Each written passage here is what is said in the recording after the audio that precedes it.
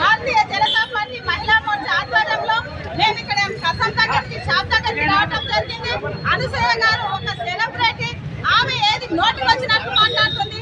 జై శ్రీరామ్ అని అనదంటామే అన్నులలో పిచ్చగాలన్నట్టు మాట్లాడుతుంది. బాగుంది ఇది.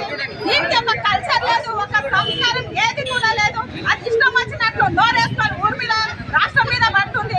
కాబట్టి ఇంతకు ముందే డ్రెస్ విషయంలో తెలంగాణ ఆడవాళ్ళందరూ కూడా దాన్ని తిట్టడం జరిగింది.